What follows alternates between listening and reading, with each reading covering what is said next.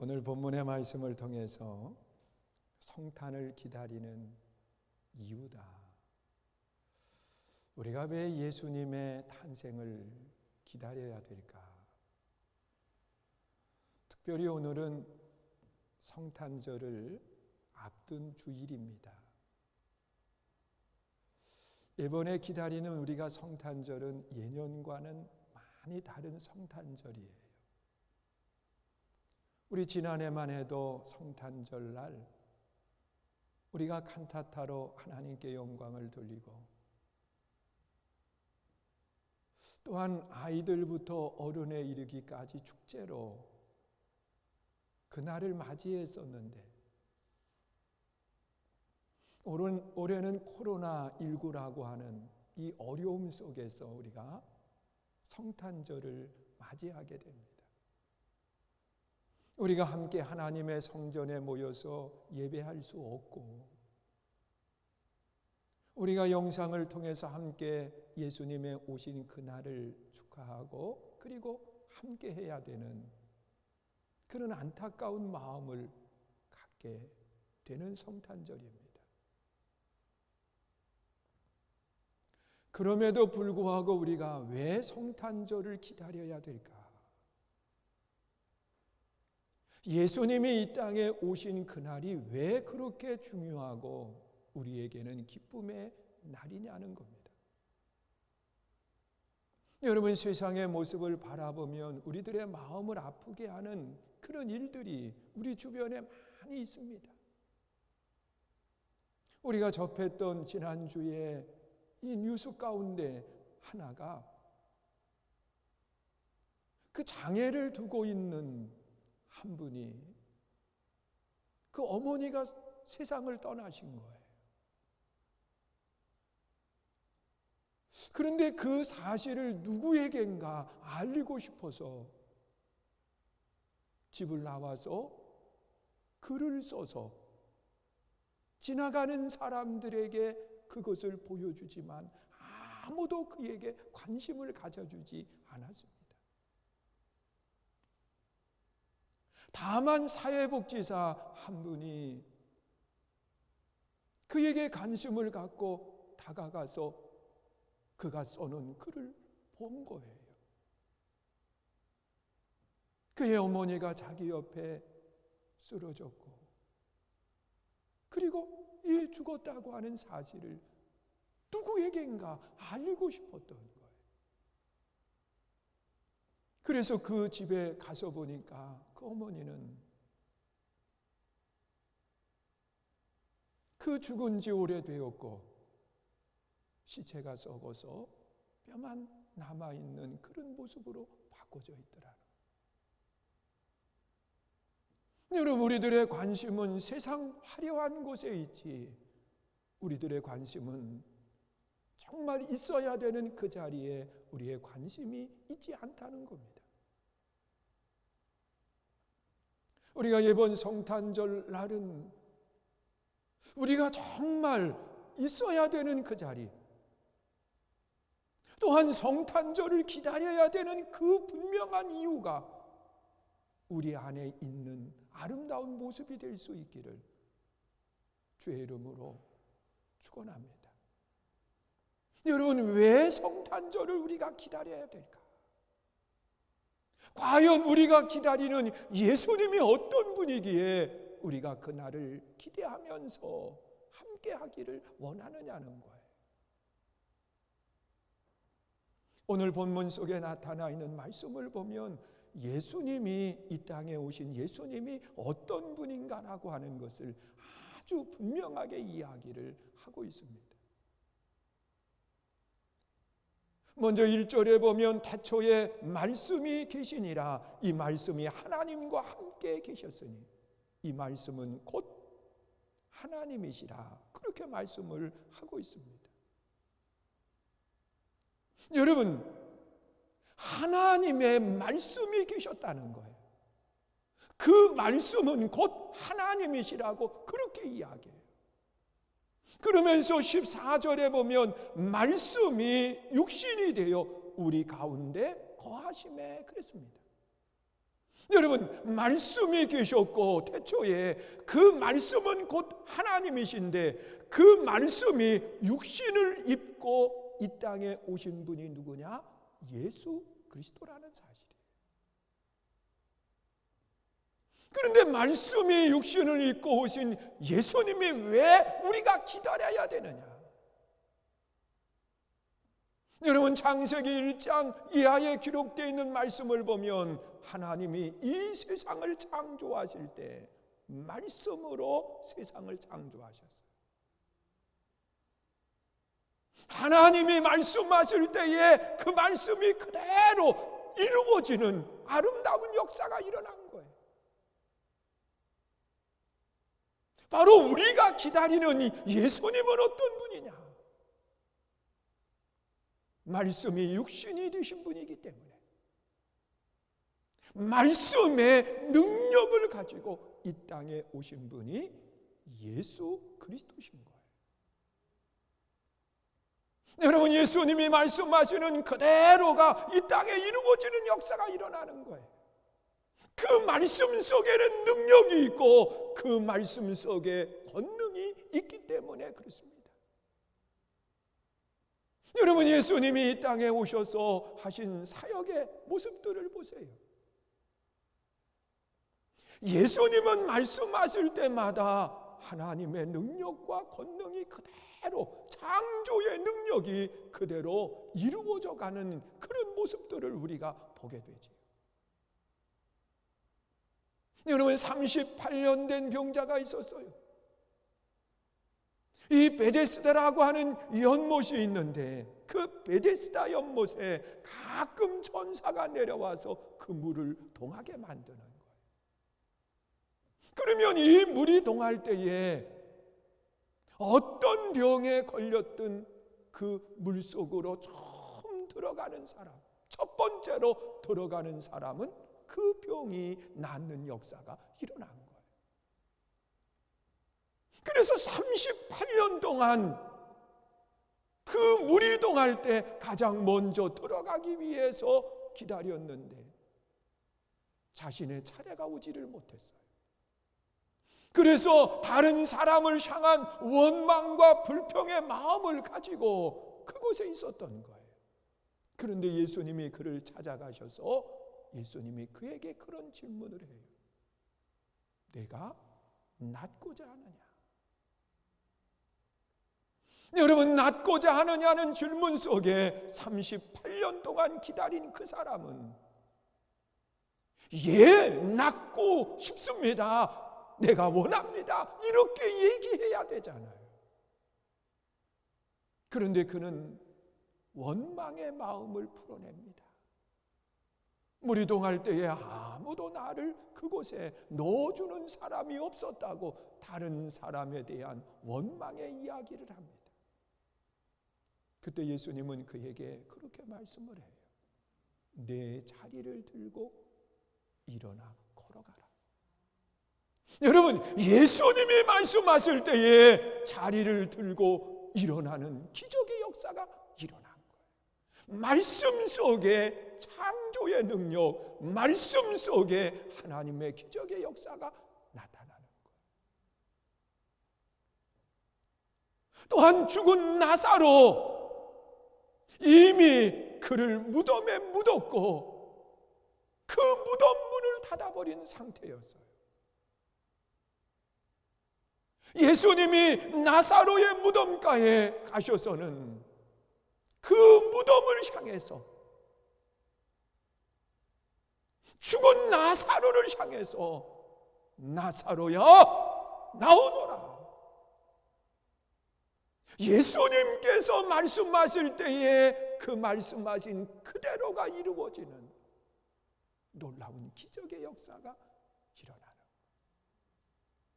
거예요. 여러분, 말씀이 육신이 되어 이 땅에 오신 분이 예수 그리스도십니다.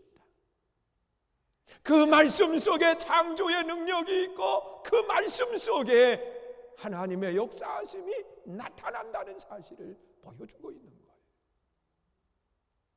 그리고 또한 그 말씀 속에 이루어진 능력은요,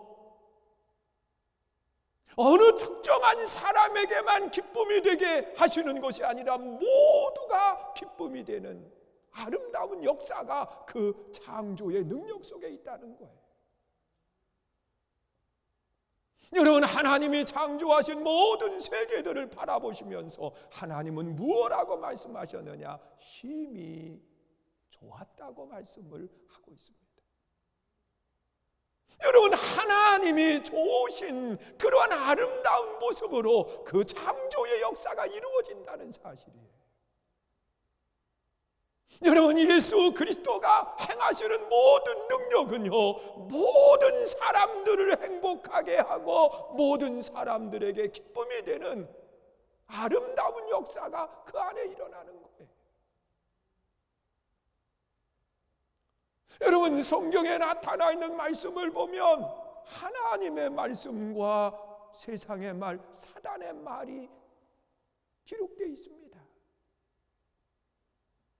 여러분, 창세기 1장부터 기록되어 있는 말씀을 보면 하나님이 말씀하실 때마다 그대로 이루어졌고 그 결과가 하나님이 보시기에 심히 아름다웠는데, 창세기 3장에 보면 사단의 말이 기록되어 있습니다.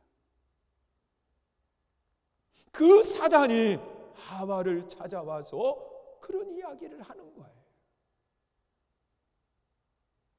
하나님이 여기 있는 이 실과 이것들을 먹지 말라고 하셨느냐? 그때 하와가 하는 이야기는 아니라는 거예요. 하나님이 모든 것을 먹게 하셨지만 이 선악과를 먹지 말라고 말씀하셨다는 거예요.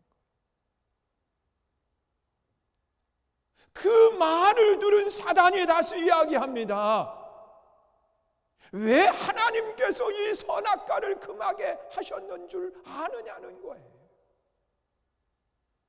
너 이것을 먹으면 하나님처럼 되기 때문에 하나님이 금하신 거라는 거예요. 그 말을 들은 뒤에 선악과를 바라보니까 먹음직도 하고 보암직도 해서 그 선악과를 다 먹고 말았어요.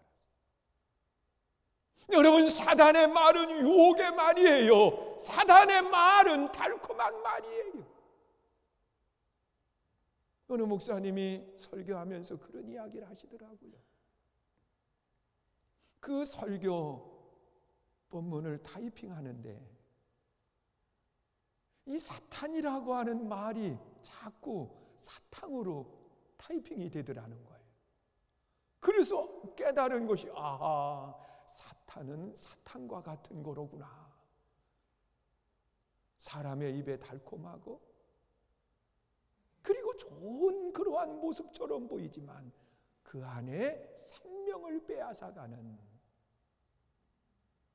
그런 유혹이 그 안에 있는 거예요. 여러분, 하나님의 말씀의 결과는 좋은 것이, 하나님이 보시기에 심히 아름다운 것이 이루어지지만 이 사탄의 유혹의 말은 결국은 죽음으로 나아가게 만드는, 영원한 형벌 가운데로 나아가게 만드는 것이 이 사탄의 말이요 유혹이라는 사실이에요. 우리가 왜 성탄 예수님을 기다립니까?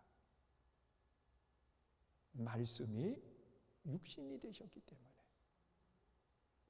그 말씀 속에 창조의 능력이 있고 그 창조의 능력 가운데 나타나는 모든 것들은 하나님이 보시기에 심히 좋고 우리 모두에게도 기쁨이 되는 결과가 이루어지기 때문에 우리는 말씀이 육신이 되신 예수님을 기다리는 거예요. 그리고 또한 우리는 왜 성탄 예수님을 기다릴까? 오늘 본문 4절에 기록되어 있는 말씀을 보면 그 안에 생명이 있었으니 이 생명은 사람들의 빛이다. 그렇게 말씀해요. 여러분, 예수님이 이 땅에 오신 것은 빛으로 이 땅에 오신 거예요. 여러분, 그 빛은 세상 속에 어두움을 몰아내게 되고, 그 빛은 사람들이 어디로 가야 되는지 방향을 정하게 만드는 것이 빛입니다. 여러분, 빛이 없으면, 어두움 속에 있으면 내가 죄를 지어도 그것이 죄인 줄 몰라요. 드러나지를 않기 때문에. 여러분, 어두운 세상의 모습들은 점점 더 악한 길로 나아가는 것이 세상의 모습입니다. 여러분, 성경에 기록되는 말씀을 보면 최초에 살인을 했던 가인이 있습니다. 이 창세기 4장에 기록되어 있는 가인과 아벨의 모습을 우리 한번 생각해 보세요. 이 두 사람이 하나님 앞에 제사를 드렸어요. 그런데 하나님께서는 가인의 제사를 받지 않고 아벨의 제사를 받았어요. 자, 그러면 보통 사람 같으면 왜 하나님께서 내 것은 안 받고 동생 것을 받았을까? 그러면서 하나님이 받지 않은 이유를 찾아서 그것을 바꾸어서 하나님이 받으실 만한 아름다운 모습으로 드려야 되는 것, 이것이 사람이 살아가는 삶의 모습이 아닌가요? 그런데 이 가인은 하나님이 받지 않은 것에 대해서 마음의 분함을 가지고 있었어요. 그리고 또한 하나님이 받은 그 제사를 드린 가인, 아벨에 대해서 시기하는 마음을 가졌어요. 그래서 동생 아벨을 돌로 쳐서 죽였습니다. 그리고 난 뒤에 하나님이 그에게 물으셨어요. 가인아, 내 아우 아벨이 어디에 있느냐? 그때 이 가인은 하나님 앞에 하는 이야기가, 내가 아벨을 지키는 자입니까? 자신의 죄를 덮어놓는 그런 모습을 보여줍니다. 그러면서 세월이 지나서 이 가인의 자손 가운데 라멕이라고 하는 자손이 있었어요.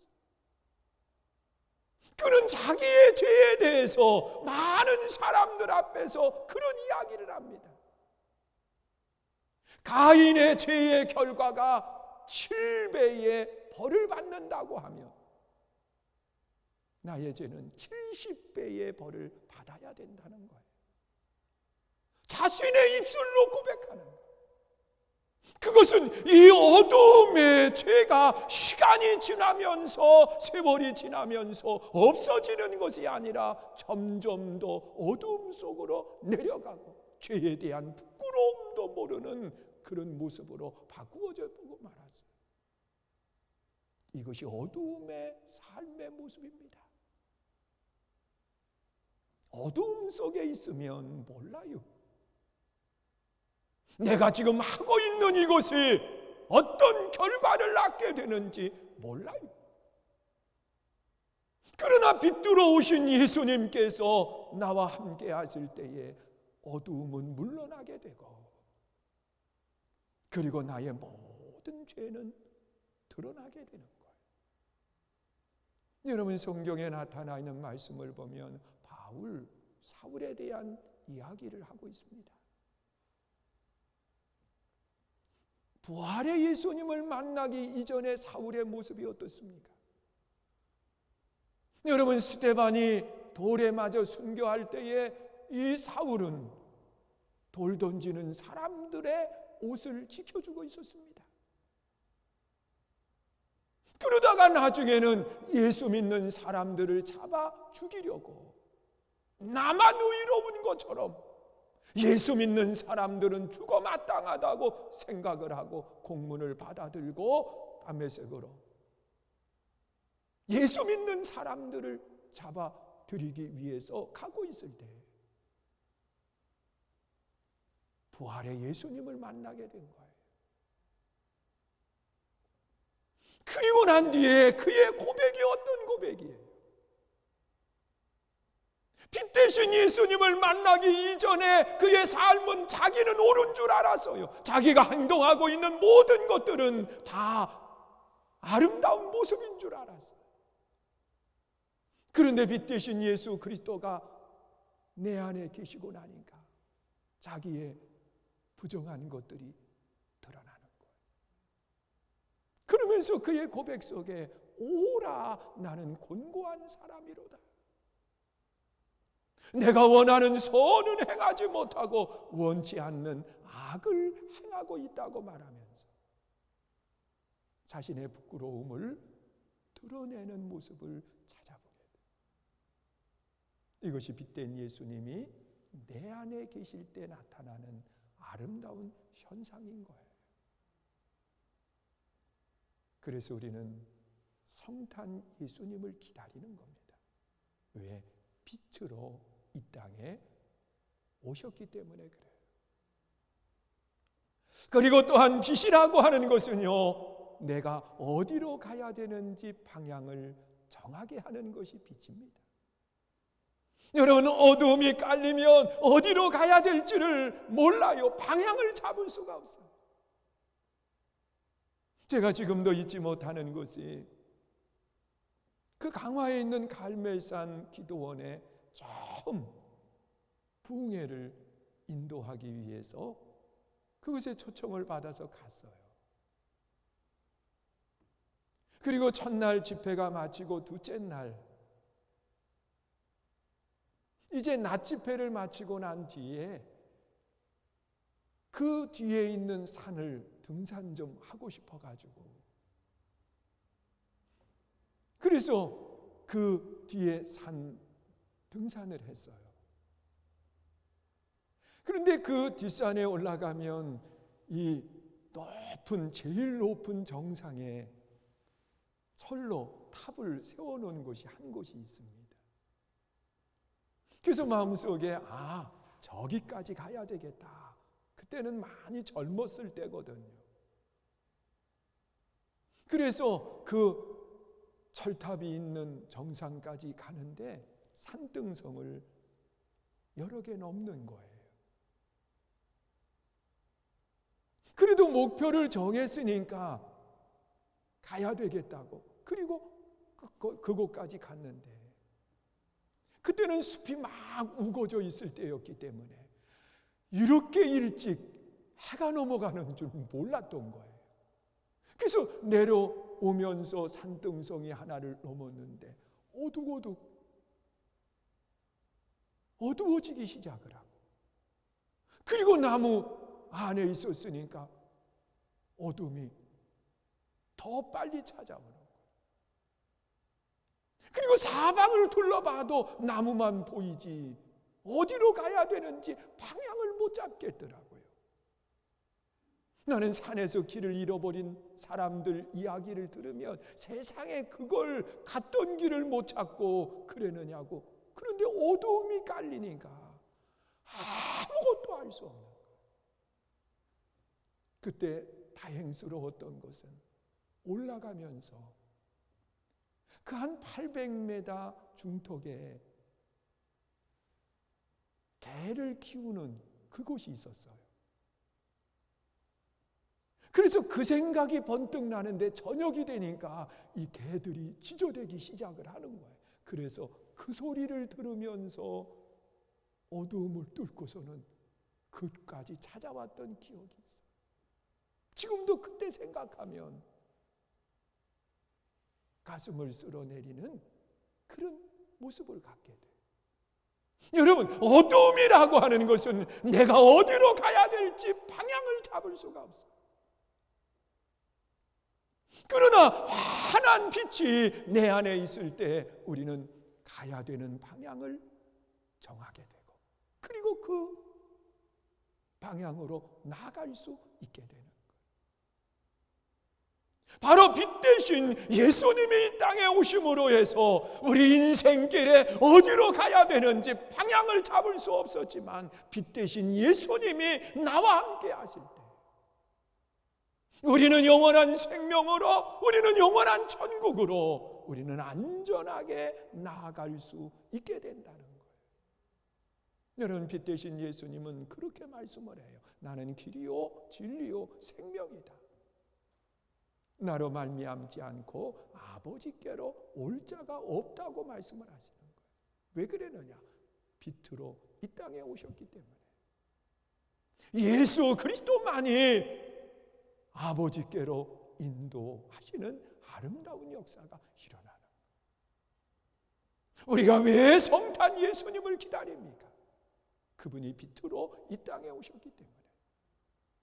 어두움 속에 있는 우리들에게 광명으로 나아가게 하셨고, 그리고 또한 영원한 형벌 가운데로 가는 우리들을 생명으로 영원한 천국으로 인도하시는 아름다운 역사가 일어나기 때문에 우리는 빛 되신 예수님을 기다리는 겁니다.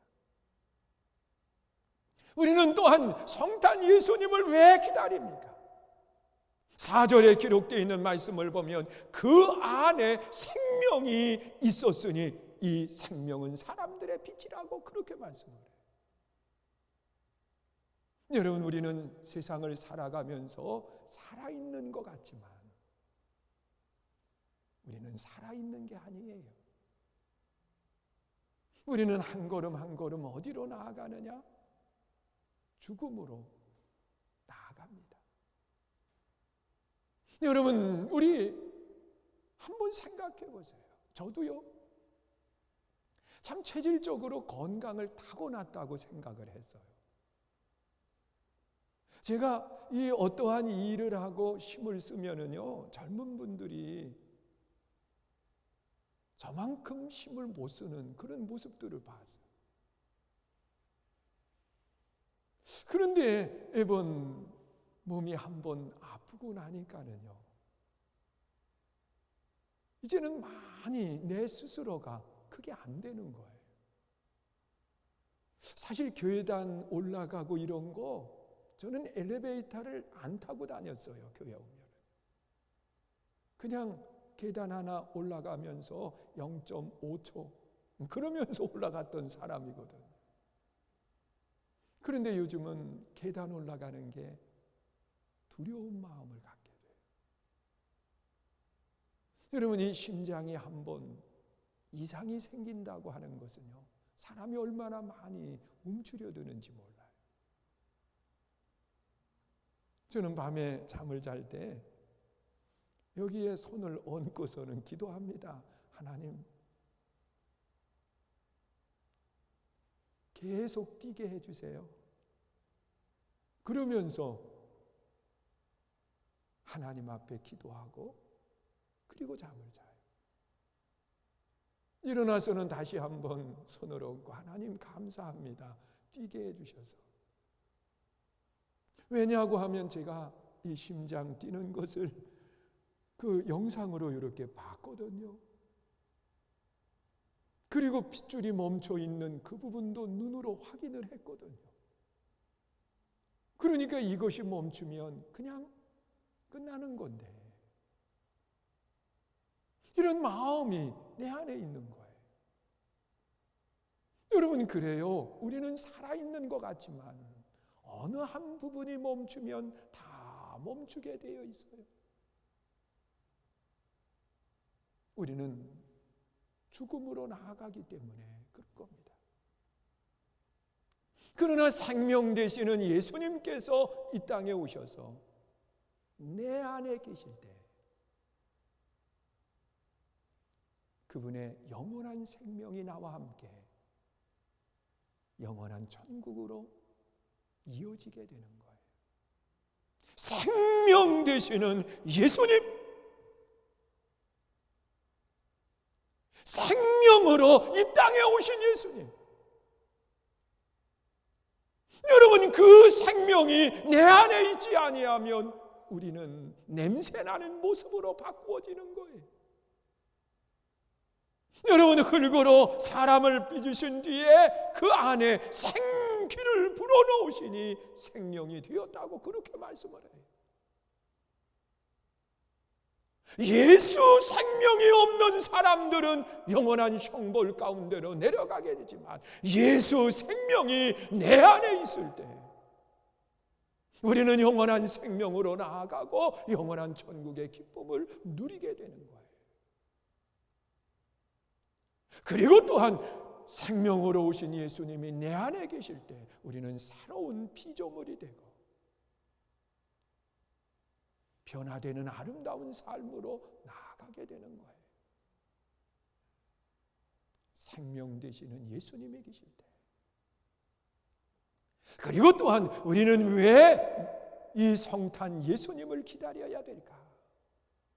오늘 본문 12절에 보면 영접하는 자, 곧 그 이름을 믿는 자들에게는 하나님의 자녀가 되는 권세를 주셨다. 그랬기 때문에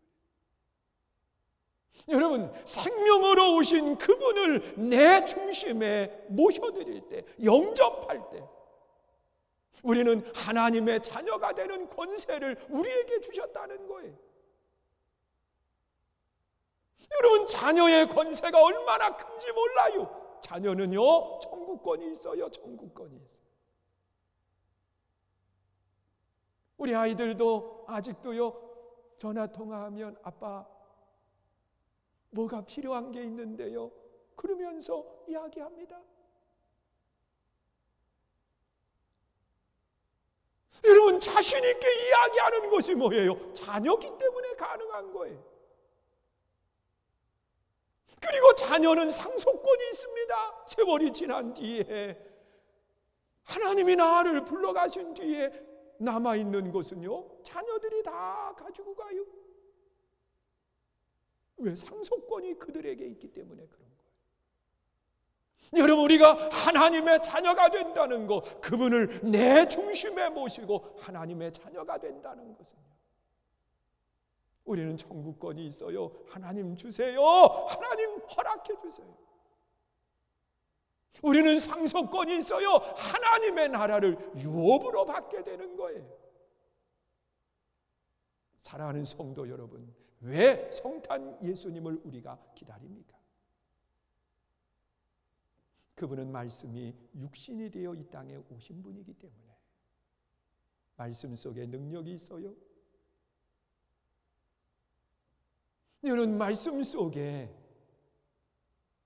우리 삶에 놀라운 역사가 일어나는데 하나님 보시기에 심히 좋은 열매가 그 안에 있어요. 왜 우리가 성탄 예수님을 기다립니까? 그 안에 빛이 있기 때문에. 빛은 죄악을 드러내게 해서 용서받게 하고, 그리고 그 빛은 나를 천국으로 인도해 주시기 때문에. 여러분, 왜 성탄 예수님을 기다리나요? 생명으로 오셨기 때문에 그분만 모셔드리면 우리는 영원한 생명으로 나아가게 되는 거예요. 여러분, 성탄 예수를 기다리는 이유는 그분을 영접한 사람은 하나님의 자녀가 되기 때문에 하나님의 나라를 유업으로 받는 역사가 일어나는 거예요. 이 아름다운 복이 우리 모두에게 있기를. 그래서 성탄절이 인류의 기쁨이 되고 우리 모두의 기쁨이 되는 아름다운 역사가 있기를 주의 이름으로 축원합니다. 우리 이 시간 함께 찬양하십니다.